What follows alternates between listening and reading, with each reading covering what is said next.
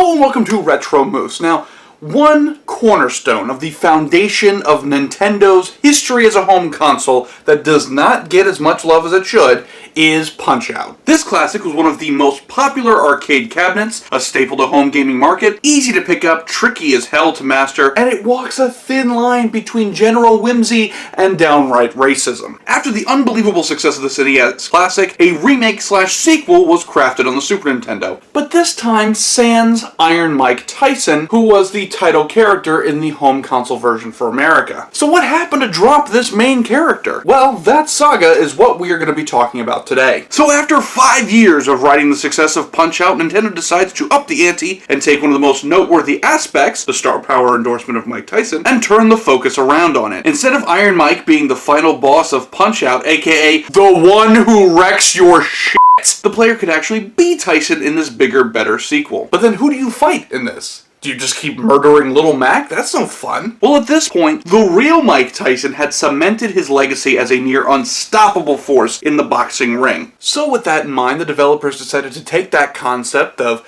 nobody on Earth can knock down the champ and apply it literally. So the sequel is Mike Tyson's Intergalactic Power Punch.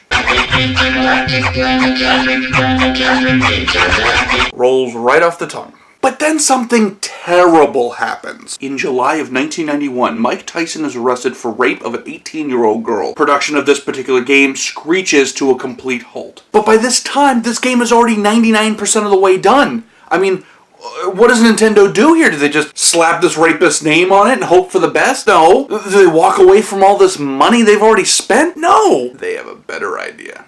Just don't make it about Mike Tyson anymore. The game is good, right?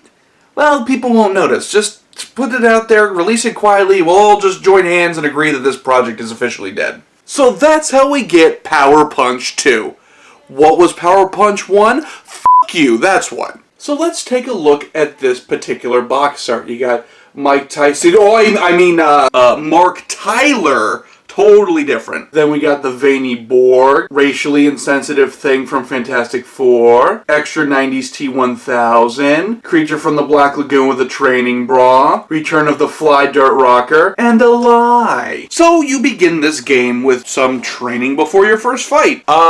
Didn't realize we needed to reinvent the fighting wheel here. One major change in the sequel is the 3 layers of punching system, and now scoring is based mostly on punches landed instead of, knocking a motherfucker out. So the first fight is with poor man's Borg over here, and the most frustrating aspect of this game is that enemies just eat punches like it's nothing. Whereas in the first game, it was more about learning the movements of the opponent and everyone had equal health. In this one, I wailed on this stupid robot all 3 rounds and still lost due to judge's decision. So the trick of this game is all in the power punches.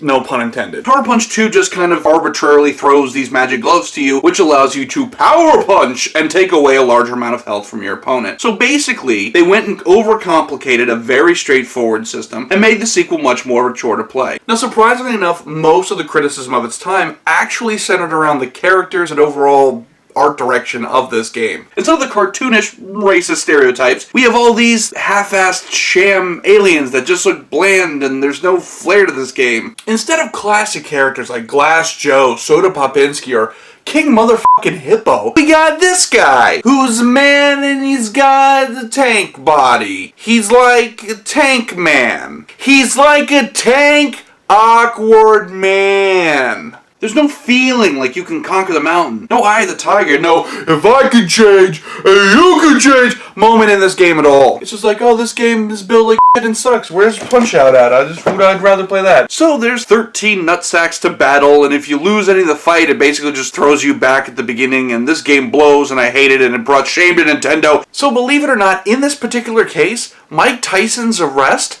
was a blessing in disguise for Nintendo. 2 years after this commercial failure, Nintendo would go back to the original formula for Super Punch-Out!, which received huge approvals, and the legacy was able to continue. Although there's technically only 4 games officially made with this OP, fan demand for more Punch-Out! Is ever growing, so hopefully we'll get to see a lot more brightly colored fight simulators and a lot less terrible robot clusterfucks that don't include Little Mac or Doc. Lame. Well, that's it for this weird, forgotten misstep of Nintendo. Now, if you'll excuse me, I gotta go make Glass Joe my bitch.